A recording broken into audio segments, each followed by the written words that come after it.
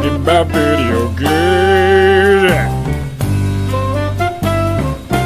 Yeah!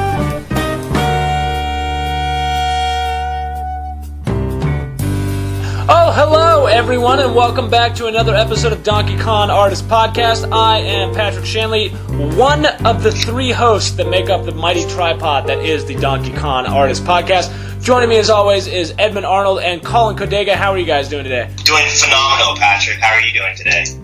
Pretty good. It's tonight for once. We're recording a night podcast. I think this is the first time we've ever done this. Colin and I are off right now. Yeah, it's spooky. It's all dark out. I'm scared, guys. I'm drinking a beer, which is more acceptable than when I normally drink it at 9 a.m. when we're doing these podcasts. Whoa, Patrick, hold on a second. Are you of age to drink a beer? I just need to double check that. I do have a youthful face, and I understand that a lot of people don't think I'm old enough to drink one, but I am.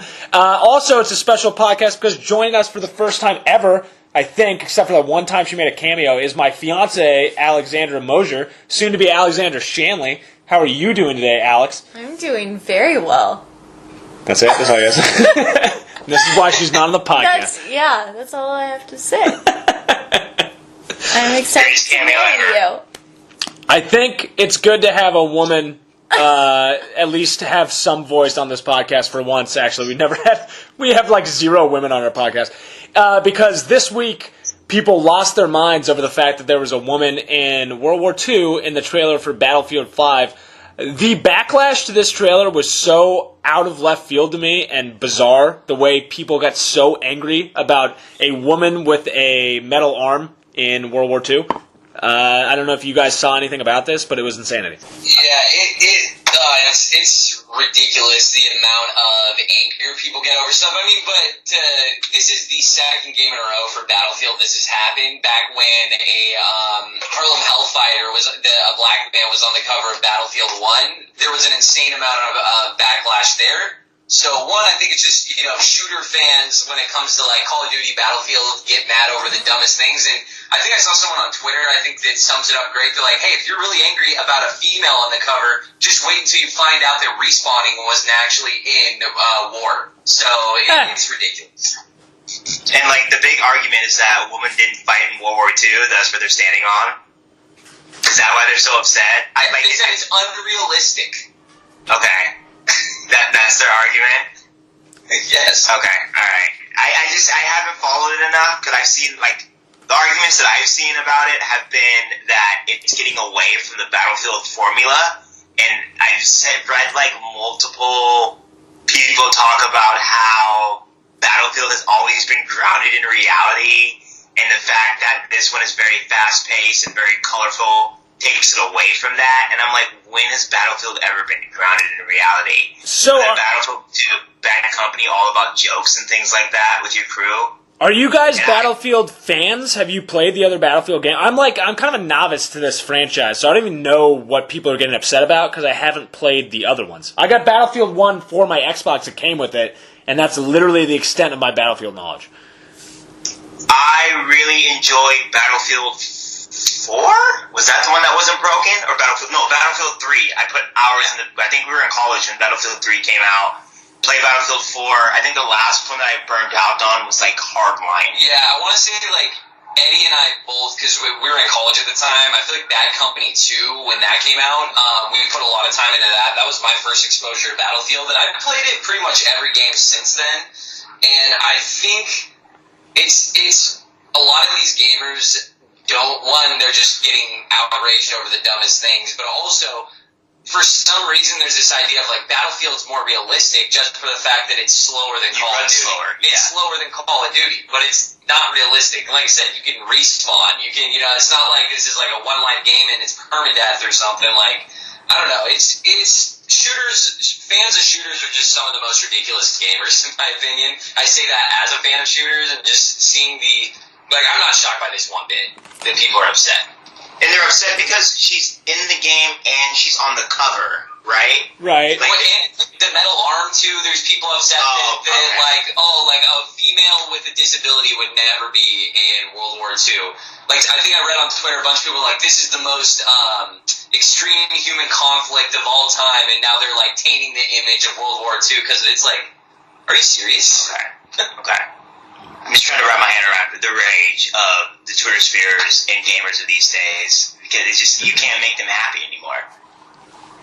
Well, I mean, gamers are pissed about everything. To play devil's advocate a little bit with this, obviously when you think of World War II, you don't think of females on the front line, because even if there were females on the front line, and there were, by the way, and I looked up a lot of this, and I suggest everyone do this because it was a very fascinating story about a Russian sniper who had over 100 confirmed kills in World War II. Was amazing to me. I had never heard that story before. But I will say this, I understand sort of where these people are coming from, that like you don't think of women in World War II when it starts.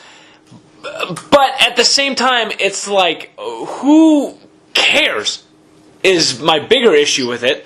Like, it's going to stop you from buying the game because there was a woman on the front of it. And also, like everybody else says, when did we ever think of these as like realistic portrayals of what World War II actually was? And also, that wouldn't be a fun game. That would be horrifying.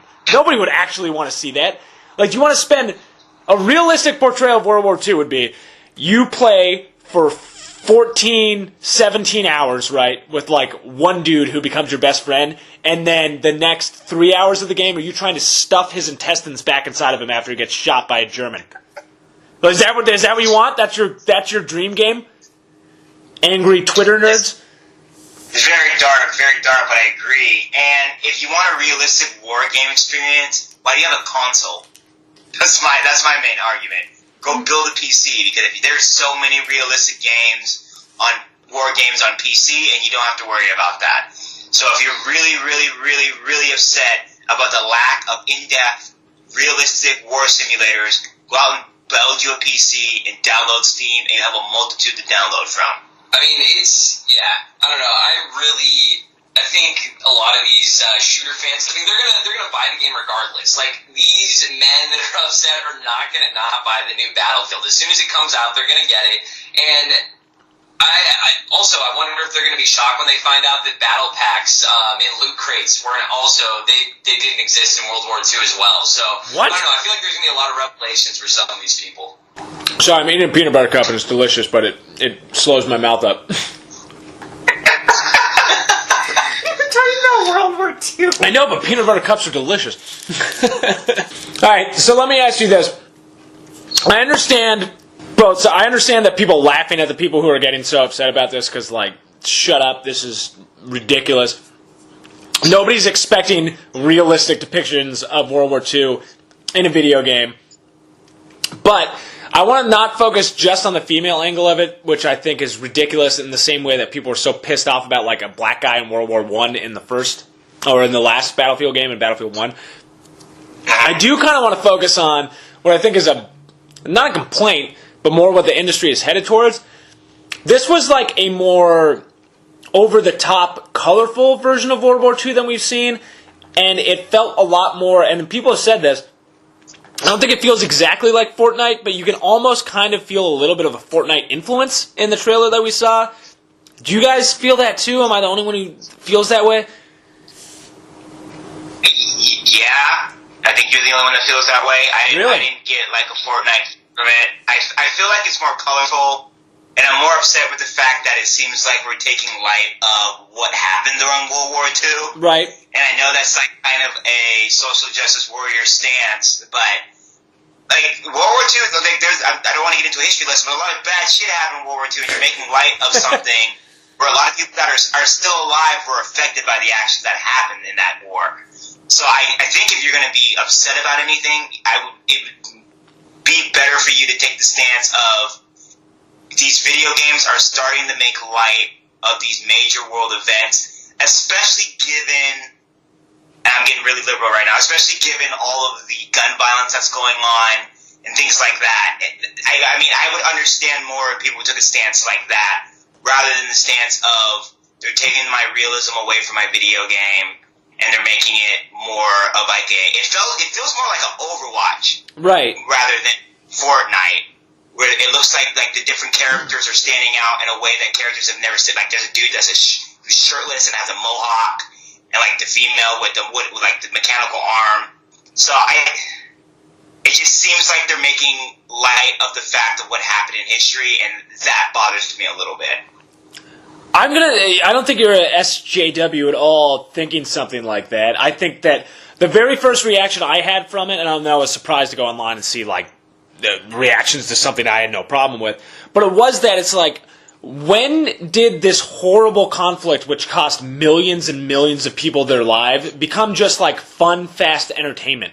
Where it was just like, ha, yay, it's World War II. We get to run around and like kill people's sons. Like, this was one of the worst, bloodiest global conflicts that ever occurred, and like now it's like, oh, it wasn't bloody enough. What would have made World War II cooler was if you could jump around with like a grenade and blow up a Panzer tank. Like, that's what was missing. If I could editorialize World War II, that's what it feels like. It's like a group of studio heads being like, how do we make World War II cooler to appeal to kids? Oh. I think it's a direct response to what Battlefield 1 was like, and I didn't get a Fortnite vibe, but actually now that I think about it, I think the colorful Fortnite movement, a lot of games in Overwatch is a little bit more cartoony. One, I think it makes it easier for people to, I don't know, Battlefield 1 is super gray and dark and very somber. So I think they're going for a different vibe, and honestly, it seems like it was something that was created in a boardroom in EA. Like, it's not like, this doesn't seem like a creative team. This is a bunch of executives being like, we need to make shareholders happy. We need a new direction. So let's make it more colorful. But also I think with the whole World War II thing, it's been a steady decline since Saving Private Ryan, in my opinion. I think Saving Private Ryan really, the movie, opened up a lot of people into seeing it. It was this very somber, gruesome movie. But from there, you started seeing Medal of Honor. And I remember Edmund and I, when we were in 7th grade, we used to play the D-Day level in Medal of Honor over and over again, like high-fiving while we shoot. So it's been a steady decline. And I'm not saying that's okay, or it's like I feel good about saying that, but we have become desensitized with a new World War II shooter coming out every single year, and then these studios at the same time being like, how do we keep these players still playing these games and moving the games, letting them evolve over time based on the video game standards and shooters. And why are we still, I don't know, I don't want to harp on this so much, but it's like, how many World War II stories do we need to do? Especially when we're sensationalizing them. Like, if you wanted to make this game, why not just make it in the future and you can do anything you want and you have carte blanche to make any characters you want? Why does this have to be based on a real-world conflict? Because people are sick of playing the games in the future, and this is where the trend is, right? So we had, all those Call of Duties and the Battlefields that were taken. And did Battlefield go in the future, actually, or did they just do more modern stuff? It was more modern, but Bad Company 2, I don't think they ever did. They never did the future. I don't think they That was all Call of Duty. Yeah, but I don't know, it just seems like people were sick. From what I know is that you heard a lot of people that were into the first-person shooters multiplayer that were getting sick of the wall-running, the futuristic guns, and they wanted to get back to that gritty old-school style. So a lot of people were excited about World War I. But my thing is, you have a wealth of wars to go into, and specifically with the United States, you have a wealth of wars to go into. Why not explore something else? And why not try to do something that has never been done before? Yeah, where's the Spanish-American War? Very underrepresented. I don't see any Spanish-American war. Where's my War of 1812 game? That's all I want. The War of 1812, let's go. But you have the Korean War. You could do some stuff with that. You have the Vietnam War that no games want to touch because it was so controversial. My question is why is World War II so why is it so accessible? Is it Saving Private Ryan? I think there's the Saving Private Ryan. I think there's also a nostalgia for World War II and because we won. Yeah, no, I was gonna say I think there's a lot of people who don't want to touch a more complicated Vietnam game because there's a lot more politics to it. When World War II there was politics, but it's a lot easier to gloss over it and just be like, this is the World War II. It started. You don't even have to go into the details, but I feel like you could get a little too get a more political commentary on Vietnam or Korea or something like that. Sure. Also, why do we only focus on the Europe part of World War II and not also focus on the Pacific part of World War II? But much easier to do something set in Europe than it is to set something in the Pacific. But that was also, this was a two-front war, and you only see one front. Well, who can reject the killing Germans? Or Nazis? Sorry, because they were the ultimate bad guy throughout history. So and then it gets a little shady if you're going to Japan, right? Well, also, I mean, Call of Duty World at War was the Pacific, so there has been one game, and it wasn't a very great Call of Duty, but I think also one thing to play devil's advocate on, like, shooting Nazis is, like, but also in these multiplayer modes, you actually have to play as Nazis. Yeah, that's true. And, like, in Call of Duty World War II, it's like, I'm running around with people, and they're, like, yelling, like, in, like, German, and I'm like, this is kind of weird. That's true. Yeah, it's just, I guess time heals all wounds, is what they say. And it's been, 70, almost 80 years now since World War II. It just feels weird, you know? Because, like, I don't know about you guys, I'm sure you did, but, like, my grandparents fought in World War II. So it's like, to me, it's entertainment. I sit on my couch and I drink a Slurpee, which is branded with Call of Duty, and I play through the conflict that your best friend died in. I think it's a tough balancing act. I would love to ask some of these like executives of EA, Activision, who are greenlighting these and be like, where does the decision come? Do they sit in a room and lately with a lot of the gun debate, do they go, hey, we can either go futuristic or this is like actually obtainable weaponry right now that kind of maybe some people aren't going to really love, or we can have this kind of thing in the past that has all these guns that are old and antiques now. I don't know. I don't know if that's the case, but I would love to like be a fly on the wall on like the decision making between do we branch out and go futuristic, do we stay current, or do we go in the past and delve back into World War II for the 1 millionth time? Are those your only two options for first person shooters? Is That's the future it. and past? I guess. What else would you do? I don't know. I mean, you have like Titanfall, but Titanfall is not the smash hit that a lot. I mean, there's cartoony ways. I think it just depends on what type of shooter you're going for. I mean, if you're wanting to play an Overwatch, I mean, they did a great job creating a alternate universe. The guns are just all over the place, ridiculous. But I don't know. I'd really be curious, but it's. Who knows where these like the Call of Duties and Battlefields are going to go after this, because they both have been did back in World War II again. How much longer can you milk that cow? I mean, like, at what point are we like we're over World War II? Like, it hasn't happened, but I mean, like, can that happen at some point? Like, how long? I think that it's going in waves, but I think the reason why we have Call of Duty Modern Warfare 4 was because of the fatigue over World War II, and that completely changed the whole first-person shooter genre. Yeah, because back in the day, you remember, all the Call of Duties were based in World War II. There was no other, and all the Battlefields were based in World War II. Literally, the first Battlefield was Battlefield 1942. Yeah. And, so it was always based in World War II for these games for the most part, and then, the Modern Warfare 4 is the one that really changed it. But those games seemed like they were like an homage of World War II. Like they were trying to teach you something. Because I remember playing those games. Like, and you talked about the D-Day level. The D-Day level, there was a grittiness in that level. And I remember like running up to the beach that first time, and you were seeing people die to you left and right. You're like, okay, this is really capturing what war feels like. I think Battlefield and Call of Duty is getting away from that with these fast-paced action games. So now it's just like, let me get my kill count high enough, and it's not really resonating. It's not really sitting with you what happened then. Because after playing that D-Day level for the first time, I know we played it millions of times, it really sat with you like, man, this was heavy. A lot of people died. Those people risked their lives for the freedom and the safety of everything that was going on in Europe at that time. And now it's just like, well, let's make some jokes with this guy without a shirt and a mohawk with my robot arm. Hey, Josh Duhamel, how you doing? Maybe, you know what, this has more to do with the way people play these games now and the addictiveness of multiplayer. They don't want to play the single player. My bad. But is it because they jumped to this more modern style warfare where things could be lighter? Because because think about it, they never went to the Middle East in these models. Like, they never did anything. Did they? In the Modern Warfare games? Did they go to the Middle East? There's literally a nuke dropped in Modern Warfare 4 in the Middle East. Yeah. Oh, wow. No. A lot of Modern Warfare, Call of Duty 4 is like... I haven't played them in so long. I thought they were... Literally, the opening scene is like you are in the perspective of like, if I remember this correctly... Soap McTavish.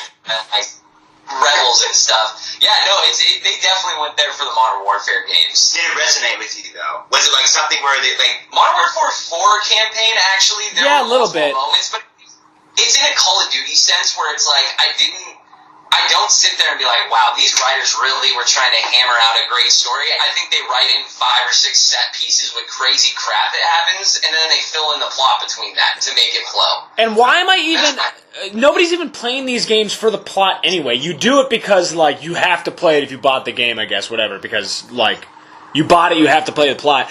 What I love about the new Black Ops is that they're not even doing a campaign because who the crap cares?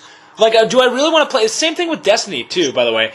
Like, why am I playing through your half-baked, just garbage story that a third grader wrote? Like, I don't care. You can't write. You have no sense of story. I don't care. Just give me the multiplayer, and, like, let's call it a day.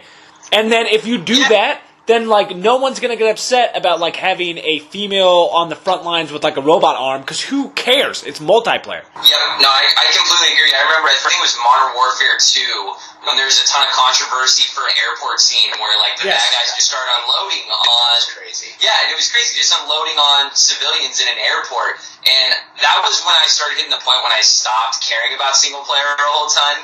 And I was just like, this is not objectively, like, included to make this a great narrative. It's shock value. It was definitely like one of those things, like, we want people to talk about this. Because do you remember the story from that game? No one remembers the story from that game. You remember that scene. I don't remember how that scene fits in. I have no idea. I literally do not remember at all. But I do remember that scene. And it's exactly what you said. It's just shock value. You just put it in so you sell titles because, like, oh my god, did you hear about this scene that happens in this game? No one cares. And now what we've seen from, like, fantastic games like God of War, is a perfect example, is that, like, people in games actually write good stories. So, like, you're giving games a bad rap because of how crappy and half-baked your stories are. Yeah, but no one's playing a Call of Duty in a Battlefield for a good story. But, so then why are they even in there is my question. Exactly, and I think that's where, like you said, Black Ops is getting away from that. Like Colin and I talked about, we're probably going to see a lot more multiplayer games get away from that. But that doesn't mean that we still can't get good war games, because, like, we still got Spec Ops, which dropped a couple years ago. Valiant Hearts. That's actually a World War I game, and it is awesome. So that is a great war story. So, This War of Mine was another really good Modern Warfare game where you're playing, like, 3 survivors where you have to, like, basically manage resources in order to stay alive, and there's some heavy stuff in that game. So there are good war games out there. Just seek them out, and don't expect your Call of Duty, your Battlefields, to bring you a realistic portrayal of what's going on in war. And if you're going to get mad about that, you're stupid. Well, yeah, and it's people that are getting mad are still going to buy it. Yeah. They're still going to support the studio. And if your stance is, I'm not going to give, like, I love this game and I have so much fun, but I'm not going to play it because there's a female on the cover, like, get out of here. Or because it's not grounded in realism. Could you imagine if I would have been like, I'm not playing Mafia 3 because they're making light of racism? If I would have taken that stance after watching a trailer, I would have missed one of my favorite stories in a video game ever because I have a stick up my ass.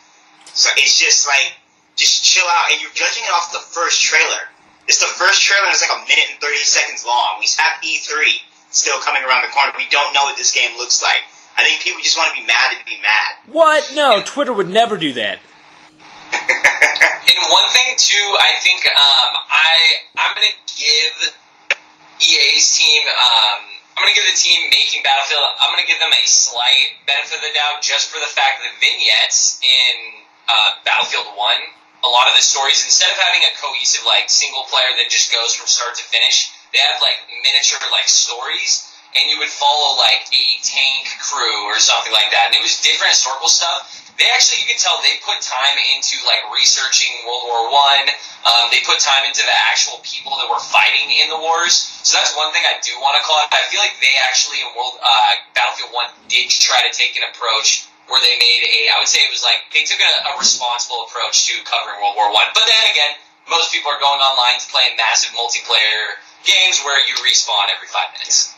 Yeah. Well, it really looks like this game is going back to Bad Company, where you have, like, a group of people surviving together. They're probably going to knock out a couple of jokes, things like that. So I don't know, man. I don't know.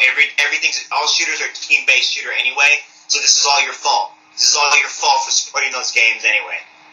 I feel weird, like, even talking about this game. Like, I don't know what the future holds. Like, if somebody gives me, like, a review copy for this game, like, I'll play it because it's my job.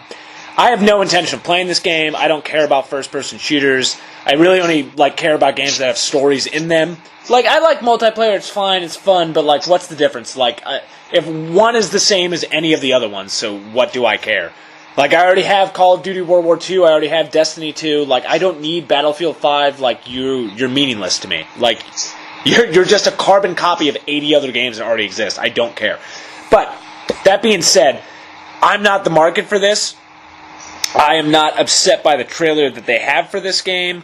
What I thought about the trailer looked alright, was the graphics looked fun. It was a lot of excitement going on. It's clearly not gameplay footage. I just don't care about the game because it's 85 other games that come out every single year. And that's more my question is why do we need another first-person shooter set in the past? Who keeps buying these? And people do, and they sell like crazy, but who is buying a Call of Duty every year? I used to. Why? It's the same people that buy a Madden every year. Well, who does that? At least that is a new roster, so I understand that part of it. Yeah. I see you, Pat. You game a little bit differently than majority of video game players are. The industry has literally they dangle the carrot every single year, and they could make these games last a lot longer. But there's a lot of money to be made, and you come about it realistically and with logic. Other people are just addicted to these and want to play it. And I can't tell you how many times for a while I'd be I'm not buying Call of Duty this year, and right when it would come out, I'd be I'd see all my friends online playing. I'm wow, well shit, okay, now I'm buying Call of Duty.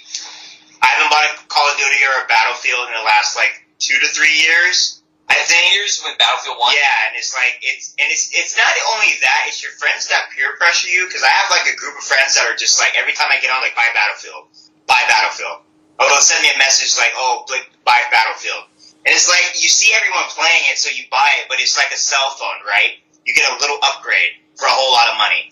And it's just a little thing that they could have added over DLC over the year, but they just added some little things and then they re-release the game, like a reskin or whatever, what have you not, and it's $60.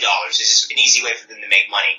And it's been going like this for so long that I think the industry and all of us are just so used to it that we don't know how to change it. Dude, and we're too lazy to change it. Oh, Eddie, 2 weeks ago you were losing your mind about how Nintendo was reselling a game for the Wii U. Oh, I don't buy these games anymore, though. I don't buy Call of Duties, I don't buy Maddens, I don't buy the NBAs unless they're on sale. I don't touch them anymore because it's the same thing every year. And it's just, if I'm going to buy it, I'm going to buy it if I'm going to purchase one, I'm going to pick it up every, 3 or 4 years if there's some big major change. Because like I said, it's a waste of money.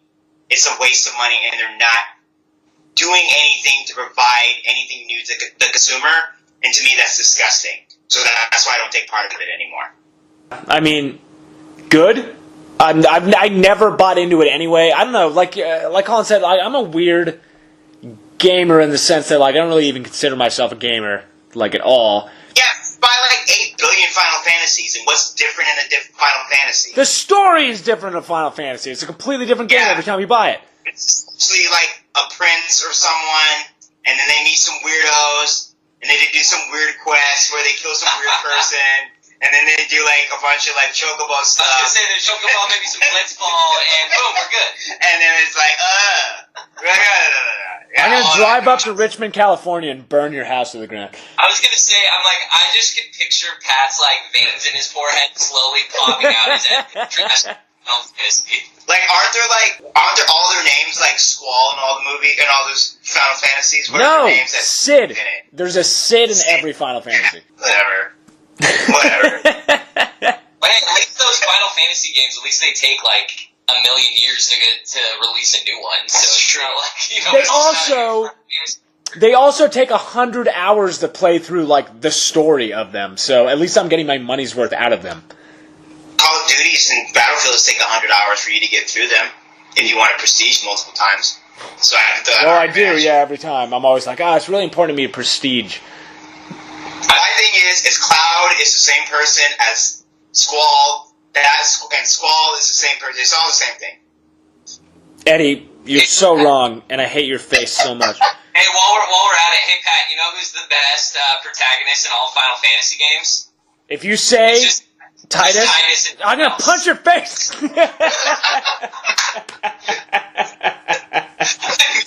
knew that was going to get you angry.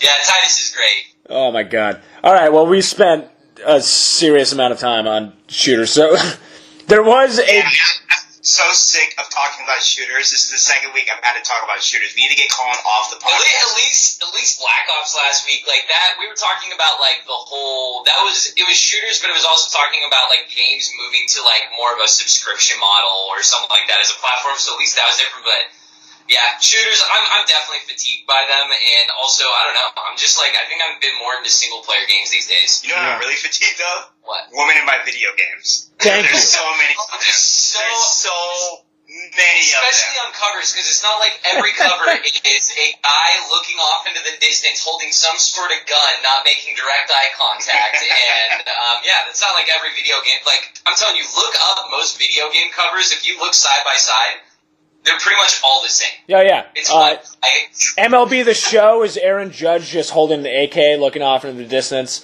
I mean, it's just him holding the bat. I mean, replace gun with something Not else. that It's still different. the same That's a good song. point. Yeah, that is a good point. All right. Well, we brought up single-player experiences, and a game that I really enjoyed, and I finished early last week. I finished this game. Was Detroit Stay Human. If you want to read a review, I have one up on the Hollywood Reporter. Eddie has been playing the game for the last 2 days. You haven't finished it yet, which I'm not surprised by. The narrative is pretty long for this type of game. It's not long. I mean, you can beat it in a weekend, I guess. It's about 20 hours, maybe 15, 20 hours. But it's one of those games that you replay a whole bunch to try and see the different ways that things could play out. It's a Quantic Dream game, which comes with some baggage, which we will get into.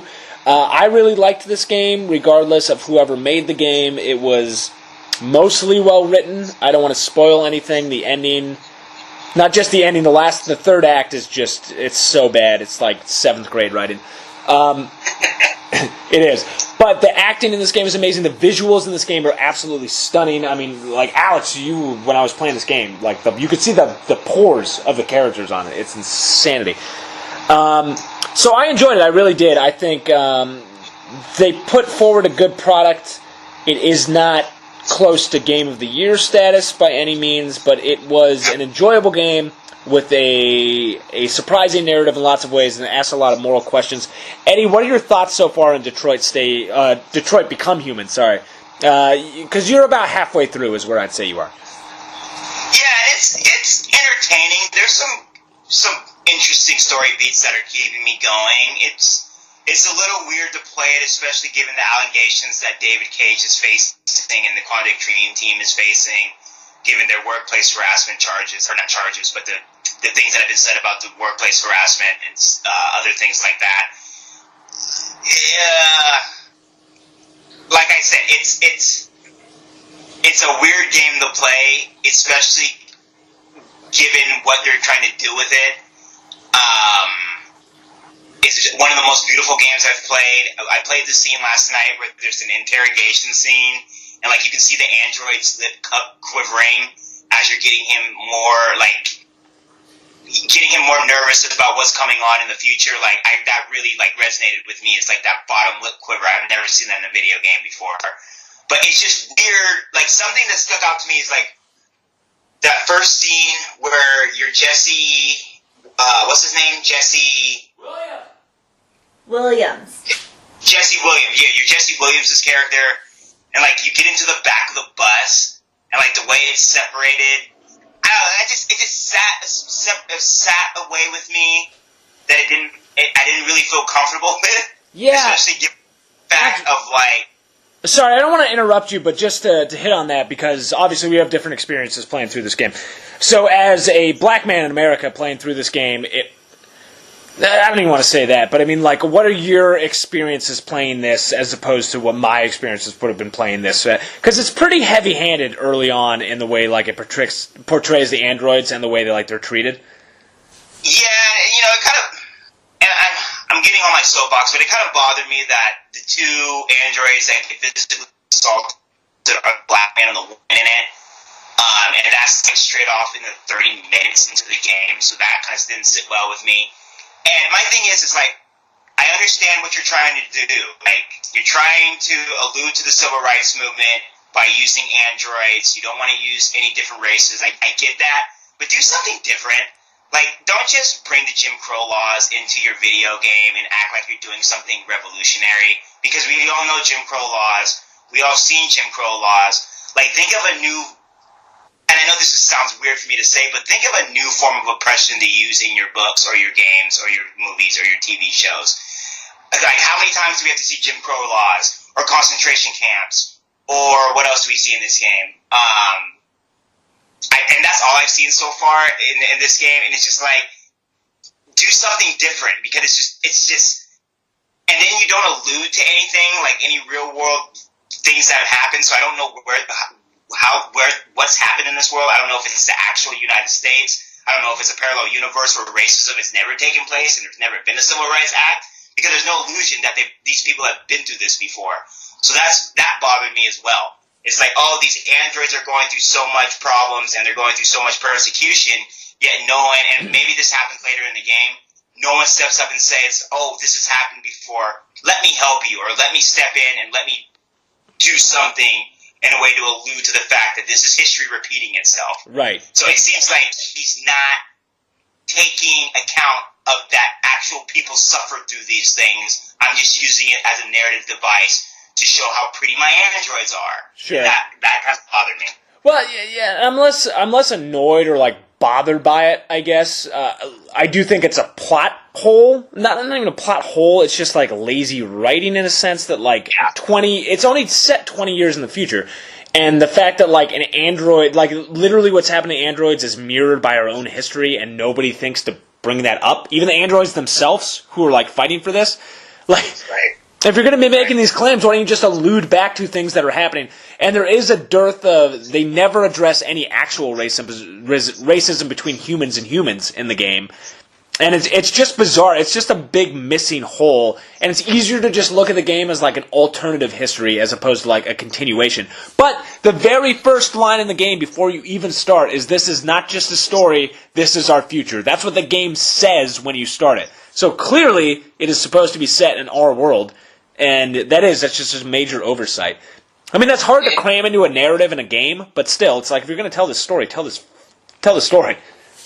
I guess my question for both of you, and I have not played this game, and I don't know if I'm going to play it. I did like Heavy Rain, but Indigo Prophecy, but I don't know. There's just something about this game that just doesn't rub me well. But how would both you say, how do they use the actual like city of Detroit? I know since I just find it interesting there's no references to previous history when Detroit has such a history of, race tensions, riots, and whatnot, and just a lot of progressive ideas came out of Detroit through a lot of bad things and crazy things happening. How do you both feel about that? Pat, would you have even known you were in Detroit if the game's name wasn't Detroit Becoming Human? I would at the beginning of the game when it kind of focused on it being Detroit, but then other than reading the magazines that I read throughout the game, and I read every single article in every single magazine throughout this entire game, and I actually thought that was the best writing in the whole game, was in the magazines. I thought the magazines were fantastic. Whoever was in charge of that directly did a phenomenal job, because those magazines are amazing. And the world outside of what's happening is actually more interesting than what's happening in the androids. Because there's a world war looming in the Arctic. There's this guy who created these androids and the different problems that the androids occur, like having sex with your androids, sending them into space, which I thought was the most interesting thing of everything, was sending androids into space, because that would be, right? Isn't that the most interesting thing? Sports? Like the Jack Robinson football player, like that was awesome. Like the guy that can throw, what was it, like 100 from end zone to end zone, and can hit like a 12, 15-inch radius. Like, I thought that was pretty cool how they were showing like the inclusion of androids. And I absolutely agree with you, though. News stories, like everything that was on television and everything that you could pick up and read was more fascinating to me than the story so far. So, does that just mean everything that David Cage didn't actually touch is the good part when it comes to the narrative then? Because I feel like the cinematics and the visuals and the actual choice progression, how they designed the flow chart of when you finish a chapter. Oh, you that's go amazing. back. It's amazing. I feel like if David Cage was not included with this, like, can someone else take a similar thing, but then actually write something that's meaningful? Because No, he but is Colin- the easiest writer. Look, I understand where you're coming from, and I do, and I get it, and like it's also like it can be trendy to hate on David Cage right now, and I'm not even talking about any of the allegations against the studio. There are genuinely well-written parts of this games. There's certain scenes that are like they're heartbreaking and they're touching and they're well handled. It's just as a whole, it's missing a lot of pieces, and it feels like it's half-baked in the way that it doesn't really touch on real-world things, especially if you're going to set it in a place like Detroit. And they do not, to answer your earlier question, they do not ever bring up the racial tensions in Detroit. They don't. It never comes up in the entire game. But it's such a weird game because it's a good game. It borders on being a great game at times, frankly, in my opinion. But it is missing a lot of those things, so it just depends what you're looking for from this game. And I don't know. I understand what people are saying about David Cage and like, oh, it's this try-hard, like, I think I'm making this amazing think piece. And it doesn't do that. But at the same time, there are parts, especially early on, with Marcus and Carl, I think, are the most tender, like, well-handled pieces of, like, characterization. They're fantastic. Oh, You don't like him? He had that, like, super, like, house slave mentality to him that kind of bothered me. And that's what I like about the game, you know what I mean? Because, like, Okay. your perspective of what was happening was completely different from my perspective. Because I was all about the artist until his son started beating him up and he was telling the android, you know, shut down, stand down. And I was like, all right, that's a house slave mentality. He looks at him as an item. He doesn't see him as a human being. But he is an item. So, but he alludes to the fact before that he kind of sees him more than just being his android when he's asking him to make the painting. True. And then he's telling him that, like, he can make his own future. I'm not going to be here forever. And even, you know, he even, like, treats him like a son. Yeah. And all of a sudden, when his real son comes in, it's all of a sudden, this is my dog, this is my item again. True. So, like, it was very tender up until that point where they, like, kind of, like, took me out and we're spoiling. When the artist starts dying, I was just like, well, that's what you get. Right. So, Whoa. like, But let me stop. So then, because we both have and this might be giving more credit than it's due, but to say this, a mark of good writing is to generate conversation, correct? And Yeah. if we both took very different things from that storyline, can we at least not say that was well written? Because it offers itself different perspectives. And I don't agree with Colin. I actually think a lot of parts of this game is actually pretty well written. It's just the overall, and I agree with you, I think the overall, like, real world themes is where he misses in it. And I still have a little bit to go, but the fact that he never, ever, ever alludes to any of this happening in the past, that bothers me. Never, And by the way, never, not one single time. Yeah, and that really bothers me. But you're right, like, we can both take different interpretations to everything. Like, I really like Kara's story. People can disagree with me, but the way that they kind of portray the domestic violence that the young lady's going through, and the way that the drug abuse, the consistent drug abuse that the dad and his, like, frail male identity is kind of being demolished by his wife leaving off with the accountant, and how that kind of, you know, just dictates. You know, there's a lot of psychology being played there, and I don't see that explored much in video games at all. So I appreciated the writing behind that, and I didn't think he was trying to glorify it or he was trying to use it as a narrative device. I think he was really trying to show, like, this is drug abuse is a problem that affects a lot of people, but he just, you know, he doesn't ever touch on it. You know, you have to go and you have to read those news stories to really allude to the fact that this is that drug is basically crystal meth. Right. He's kind of alluding to crystal meth there. So, and you know, and I think the weakest part of this whole game is Marcus's story so far.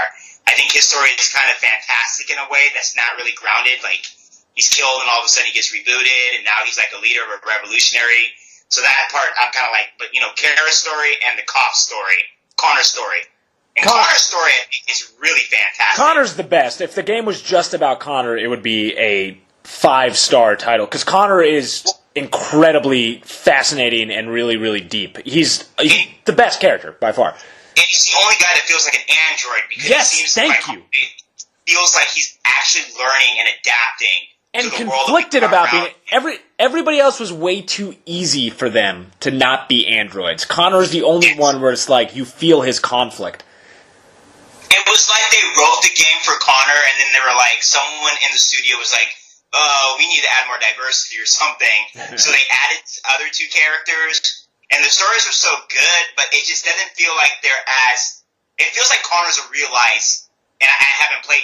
Connor's a realized android. Like they really put a lot of depth in what it is to make. Like you're seeing some progression in Connor's story, whereas you didn't really see any progression in Kara's story or Marcus's story. Right, I enjoy being Connor the most. It's also unfair because Connor has Clancy Brown in his storyline, and Clancy Brown is the best ever, so. I didn't even catch Clancy Brown in this. Oh, he's his partner. Hank is Clancy Brown. He plays, Oh, really? I didn't catch that. That's Mr. Krabs. Okay. Really? He's and I don't know if you've thought this, but like the first time they were in the police department, that exchange was rough to me. Oh, I don't yeah. feel like that was well acted at all. When he was talking to the chief, when him and the chief get in their first fight, Uh-huh. that just felt really off to me. Like the timing in that conversation, the voice acting, that was the only part to me that I was like, ugh, this is kind of corny. I didn't listen Other to that than part. I walked pretty into the funny. back and I checked out on the prisoners. Oh, I didn't do that. That's what's great Never about the mind. game. There's a lot of different stuff to do. Just because Eddie and I can talk about this all the time, and I want to work Colin into the conversation a little bit. Colin, can you tell me, other than, do you not want to play this game only because it's not appealing to you, or do you want to not play it for other reasons that have not so much to do with the game itself, but more about the situation around the game? I think I need to give it some time before I can give it honest, because I just have read so much like toxic and negative stuff about it. I'm hearing from both you like describe it. I would say my interest. I'm coming more around to wanting to play it. From hearing you guys talk, watching some streams, and reading reviews in a couple other podcasts, it seems to me they're really good at nailing down some certain scenes and interactions and really building tension and drama from really some, to be frank, like horrifying situations, and they're really good at creating complex situations, but the overall flow of it, I don't know. Also, I've read about a lot of what happens in it too, so I don't want to also go into detail and kind of ruin it, because I'm curious to hear from once Eddie finishes it, hear you two go into detail on what you think, because I think the ending sounds interesting. I know there's a lot of controversy over that, but I don't know. It just seems a little tone deaf. It just seems to me like it's like I said, I would prefer someone else trying to take this on, but it is what it is, and I did like Heavy Rain, so I'm sure, like I said, it's a stunning game. It's beautiful. I would just like to see other writers take a stab at it, because David Cage, I've never really enjoyed any of his narratives that much. Like Heavy Rain, I enjoyed the flow of it. I liked the decision making, but the actual story, I wasn't blown away by it. I couldn't even really go into full on detail on Heavy Rain. It wasn't anything special. No. It was just like a sun god. I mean, the shocker, the twist at the end was pretty good with Shelby being the killer the entire time, but it was essentially a kidnapping father, overcoming all odds in order to help his son. I feel like the side characters in Heavy Rain were more used for plot narratives rather than having fully realized. Like, what was the woman detective character? His name, I don't think she was ever given a good story. And I don't think that the main cop looks exactly like Connor and Detroit becoming human. I don't think he was ever getting a fully realized story. So I think that's where David Cage suffers, is that he always adds multiple characters, but he doesn't really know how to build effective narratives around all these characters. And I have to disagree with you, Pat. That flowchart's terrible in my eyes, because it's really affecting the way that I'm playing. Like, I can't go through a scene because I'm always opening up the flowchart Then don't. to see how many branches. That's It's on awful. you. Oh, they put it in there for that reason, though. Like, oh, look at us, look at us, look how many branches of narratives they don't need it. Look how many narratives we have. And the only reason he did it is because that's one of his major complaints, is that there's not a lot of branching narratives in this game. Fair enough. So the only reason why he included it in this game is so he can show people, look, I'm spelling it out for you. Look at everything you can do in my game. I did not realize that you could pull it up in the pause menu, like, during the game, until, like, 75% of the way through the game, I paused randomly and noticed there was a flowchart option. And then I was like, oh, well, crap, now I have to reference this every time I go through a game to make sure, like... Because you just hold down R2 and look for, like, things you can do, right? Right. Right. And so once I knew that there was a flowchart that I could just check while I was going, all right, fair enough, it's a fair critique. Yeah, I just think it's... He did a lot of stuff that's like... He tried to address the complaints, you know what I mean? And I feel like all the complaints that he tried to address, it didn't pan out. And it's just, like Colin said, this game is really tone deaf. It's still entertaining, don't get me wrong. It's entertaining, I'm engaged, but I can't take this game seriously because it doesn't seem like he did his research in the history of the United States, and that's really bad, especially coming from a French studio. Yeah, I don't know. Again, like... Sorry, Pat. And yeah. I think one thing I do have to call out is that I have to remind myself that it is entertainment, like Eddie was saying. Like, this is supposed to be a fun game. Like, David Cage isn't going and making this game to be like, I need to make a statement and change the world. I need to... But also with, this gameplay aspect, I feel like it's always going to put a much bigger spotlight on the actual narrative and story and how it flows and how the characters actually develop. But like I said, I think I'm more angry about some spoilers I read in how the story plays out and some of the mechanics with the androids and stuff that I think is just stupid and lazy, and that's what I'm excited to You know what's really stupid? Is the only thing that separates you being able to tell an android from a real human is this stupid little thing in their head, which they can take out. That's okay. So that's one. Okay, so that's one of the things that I got super fired up. And yeah, if you're waiting to play this, you may want to pause, turn off. But yeah, I read about like how the androids just at any point, if they take it off, like skin grows back automatically. Right. And it's just there's even like in my opinion, there's even the only way you can tell androids is the way they dress and that little thing on top of their head, and they can easily take it off, and they can easily change their clothes. Well, don't they wear shirts that say Android on it? Yeah, their number on it. Like, their make and model on it. So, like, and that's the only way you can tell they're Android. So that when I saw that, like, Jesse Williams' whole transformation to, like, a real human, like Pat, you said. Grabbing a jacket, yeah. I was laughing my ass off of that scene, because he's just, like, he puts all these robot parts, like, just randomly scattered in a dump. Thank God they have all these parts for him. So he rebuilds himself, and then all of a sudden he's walking out perfectly into the coat for him to grabs the coat, puts it on. I rolled my eyes at that. Yeah. But it was still entertaining. Yeah. But it was super corny. So. Well, and that's like, I'm not, if I ever turn on this game, it's not going to be like, I need to see an Oscar, like, caliber performance. No. I need to have the most well-written narrative. And that's one thing I've tried. It's one game, but I think also there's so many other video games out there where I'm like, I'd rather just go back and play. But I think you can critique this game for its narrative, because this is a game that it's only about the narrative. Yeah. Yeah, exactly. So I think we are in the right for critiquing it for its narrative. Absolutely. It's also, look, I feel like I'm really lame and I just bring it up all the time, but like after playing something like God of War, a game that didn't even need to be about its narrative because like it's an action game, to see a narrative like that and then go into a game that's only about the narrative, I don't know. Again, like this game is not a masterpiece. I would recommend you buy it, but I mean, like if you're looking for masterpieces, there's been like 3 in the last year, and this is not one of them. Yeah, I think you bring up a good point, but like, because Detroit Becoming Human is really heavy-handed, and a lot of the themes they're trying to just like push in your face. Right. Like that, the bus scene. You walk right into the bus, you go straight to the back. Right. God of War did everything small-handed. Like, their big reveals were done in a way that was just like, they basically whispered that shit to you. They're like, oh yeah, and we're gonna spoil it, I'm gonna spoil it. They're like, oh yeah, Atreus is Loki, and no big deal. No big deal. And I really appreciated that. And then the way, like, you find out that, Atreus' mom is a giant. Yeah. Like, oh, that was really good. And it's done in a way that's not, like, egregious. It's not done in a way that's, like, out of nowhere. You kind of have, like, the threads all of a sudden. So I really appreciate it. Yeah, and Eddie, I mean, like, those are the big plot points. Let's just talk about, like, I don't know. I could just talk about God of War all day, all the time. But, I mean, like, we're just talking about the little things of, like, the way he touches his son throughout it. Like, where he's afraid to touch his own son, and then later on, the only thing that calms him down is to touch his own son. I mean, that game is beyond You want to talk about Oscar caliber like story writing? Like God of War is a masterpiece in every way you could possibly look at a video game or a story. It is phenomenal. I just wish God of War had a "We Have a Dream" option on one of the dialogues. So is that real, Pat? Because I saw that theme. Oh, have you not gotten there yet? No, that's a real? Yeah. Oh, That's yeah. not fake. It's not just real. It pops up like 4 different times. No. I wish you could all see Eddie's face right now. Oh, yeah. No. Okay. Oh, it happens See, like, multiple times. Multiple times.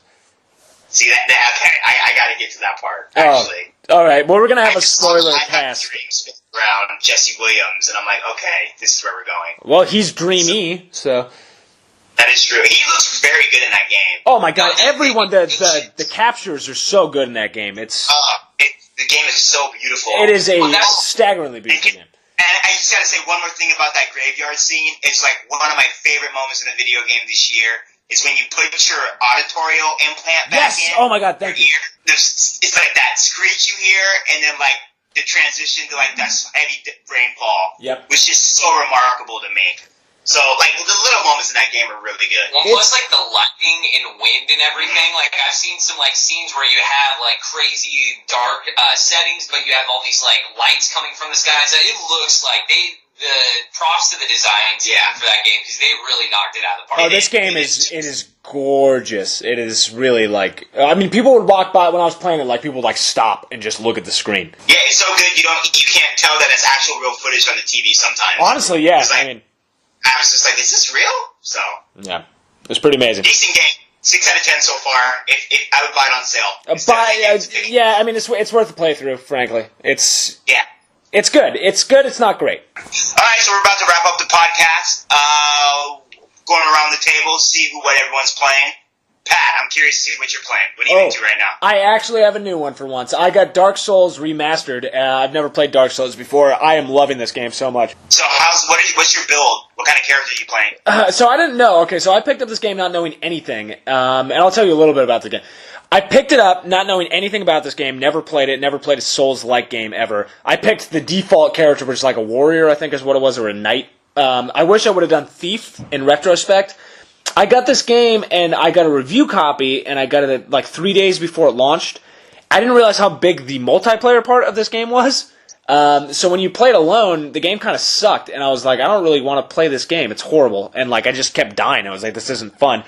The day that it went public, or like where people could buy it on like a Friday, I logged on, and there's like 1 million people playing, so I could summon people to my world, and everything changed, and I just love this game. I played it for like 12 hours over the last like 3 days. Wow. I love this game. And I mean, I think that's awesome because I mean, the Souls-like games are so hard, but that's cool. You're getting into that genre because there is a lot of games over the last 3 or 4 years that have really been trying to copy what Dark Souls has really been able to nail down. It's like the single-player battle royale genre. It's like the hot thing right now. Good, I love it. I'm really excited because I love this game, and I'm gonna beat it in the next like 2 days, so I have more ones to look forward to. Pat, once you get through that, highly recommend Bloodborne. I think it's a PlayStation exclusive, and I think you would really enjoy that. It's a lot quicker. It's quicker, it's a little faster, but I enjoy the setting and like just the art style a little bit more. That's just me though. Cool. Who's your favorite boss so far? I just beat the gargoyles, the 2 gargoyles. Oh, okay. I'm gonna pick it up. I've never played it. I played Bloodborne. I played Demon's Souls, but I never played the Dark Souls. It's only $40. Like, pick it up. It looks all right, not compared to like coming off of Detroit, Become Human, but it looked good. Okay. It gets the Edmund stamp of approval, being a remaster for $40. That's what I'm talking about, baby. Woo! Let's see. All right, Colin, what are you playing? I just got Xbox Live Game Pass trial for the holiday weekend, so I have downloaded Sea of Thieves and State of Decay 2. We'll see if I put some time in that, but I've been playing Bioshock 1 and Red Dead right now, so I'm kind of into some single-player games, and I really, besides Mario Tennis Aces, it's like my life is just waiting for Red Dead 2 right now. Nice. Cool. And I'm playing, if you haven't noticed, we have updated our Donkey Kong Artist YouTube channel. Go ahead and check it out. Subscribe. I have State of Decay 2 tutorial walkthrough, and I just posted another video. We have about 2 hours of gameplay video of State of Decay 2. I really like it. I think it should be called State of Decay 1.5, but it's the same stuff. Scavenging for supplies. You can fight humans now. I had a really good exchange today where I went to a human camp and they were hoarding weapons and they wouldn't give me the weapons, so I threatened them. And the lady threatened me, so I shot her head off and shot another of her friend's head off. And then they surrendered, gave me all their stuff. So I really enjoyed that. Also playing Curse of the Blood Moon on Nintendo Switch. It's like a Castlevania spiritual successor. That's been really fun. I've never really played a Castlevania game before. It's really hard. So I've been playing, going between State of Decay 2, Detroit Become Human, and Curse of the Blood Moon on my Switch. Nice little trio right there. You got the whole gamut covered. Yeah, the holy trilogy right there. We got that's some diverse array of games right there that we're all playing right now. Since I feel like ever since God of War, it's just kind of been hey, what should I play now? It's sort of, when a huge game comes out like that, it's what do I do now? Well, it's not even a huge game. It's a fantastic game. Cause I had a hard time playing something after God of War. I don't know if you guys had that. Oh, no, I had a hangover. It's like your first love, and then she leaves you.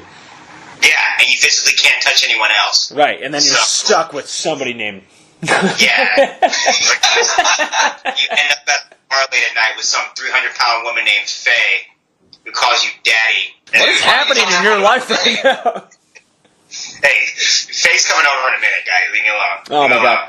All right, well, I want to thank everybody for listening. Also, tell us what you're playing. I don't think we've ever asked that before, and we're kind of rude. So whatever games you are playing, please let us know, and we'll tell you why it's a crappy game or a great game. You can find us on Twitter. You can find us here, wherever you're listening to us. We're on SoundCloud. We're on iTunes. We are on Facebook. We are also on YouTube now, as Eddie mentioned earlier, and you can watch his awesome Let's Play videos. I will also be trying to post some videos here pretty soon. And we are also online at DonkeyKongArtist.com. And we have a lot of great articles going up. We're kind of kicking into gear a little bit on the website. Yeah, it's starting to look nice. We have a Fortnite article up. We have Days Gone preview up right now. So go to our DonkeyKongArtist.com, read up, leave a comment. Let us know what you think. All right, thanks, everybody. We love you so much. Goodbye. Love you. No Eddie Face here. Oh, Faye. Talking about video games.